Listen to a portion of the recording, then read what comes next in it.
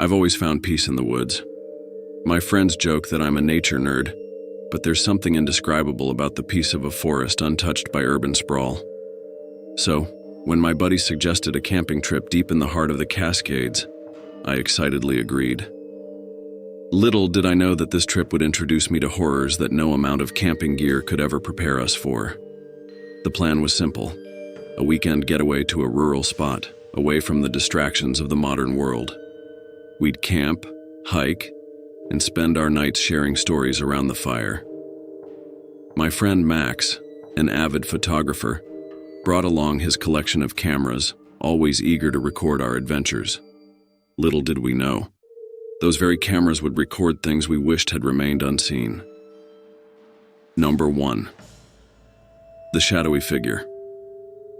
It all started on the first night. As the sun dipped below the horizon, we set up our tents and prepared for a standard campfire. Max set up his camera on a tripod, aiming to capture the stars after nightfall. We laughed and joked as the flames crackled, unaware of the disturbing image that would soon emerge from Max's camera. Later, as Max reviewed his shots, his face paled. "You guys need to see this," he said, his voice shaking. On the camera's display, there was a picture of our campsite with a dark, shadowy figure standing at the edge of the clearing. Despite its distortion, similar to a smudge, the shape of a humanoid form was unmistakable. The figure was impossibly tall, its features hidden by the surrounding darkness. We all ignored it as a light trick or a camera glitch, but the unease remained. Number 2. The disembodied hand. The second day was clear and beautiful, a perfect chance for a hike. We walked along a well-trodden path, enjoying the fresh air and the sound of chirping birds.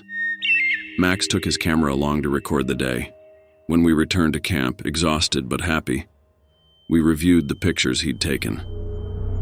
That's when we saw it. Amidst the lush greenery and sunny forest floor was a single disembodied hand reaching out from the underbrush.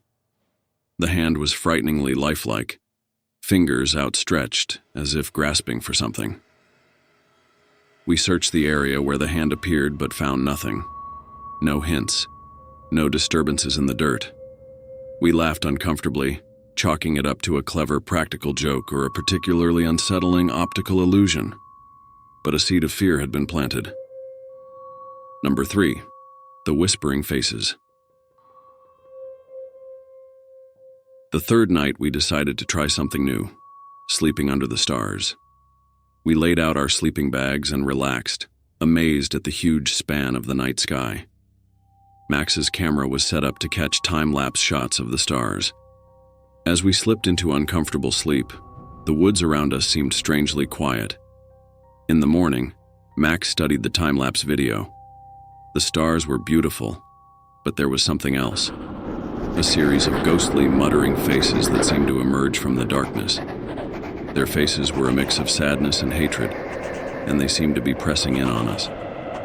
I could hear the sounds of whispers from the footage, as if the faces were muttering words in a language I couldn't understand.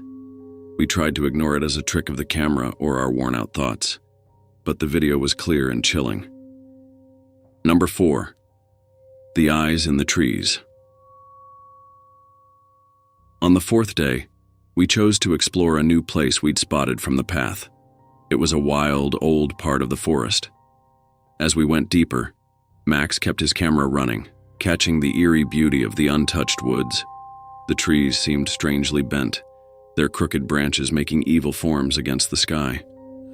When we returned, Max played back the video. Among the changing shadows of the trees, we saw dozens of eyes, small, bright orbs, watching us from the darkness. They were not reflected light. They seemed to be living, moving and blinking as we passed by. We scoured the area for an answer, but the woods stayed silent and empty. The eyes, however, were clearly real, looking at us with an unsettling, unblinking gaze. Number 5. The haunting melody. Our fifth night was when things really began to unravel.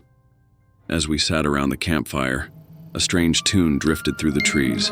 It was an eerie, jarring tune that seemed to come from everywhere and nowhere all at once. It set our nerves on edge, and we fought to enjoy our evening. Max's camera was going once again, catching the mood of our campfire. When we reviewed the film, we heard the music clearly. But there was something more. A voice, deep and sad, saying a name over and over. Eleanor, Eleanor. The voice was warped, booming with an urgency that sent chills down our necks. We tried to trace the source of the music, but found nothing but the heavy silence of the forest. Number 6. The Unseen Watcher. By the 6th day, we were all on edge, our sense of protection destroyed. We chose to cut our trip short and packed up early. Max watched the final footage of our location before we left. We saw it in the background of the last few shots. A person standing behind bushes, its form indistinct but definitely present.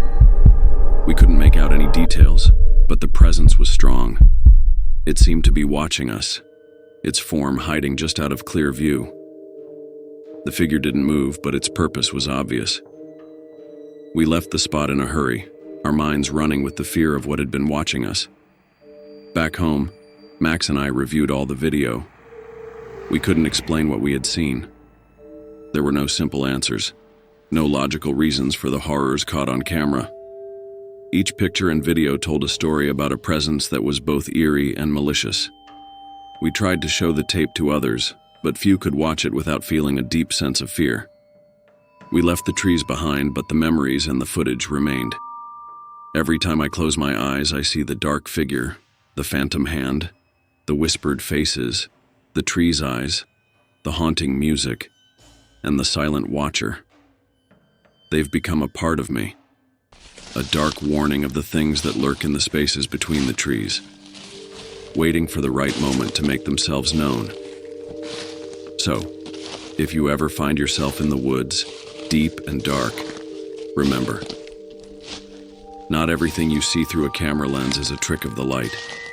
The horrors beyond the forest are more troubling, and no amount of planning can protect you.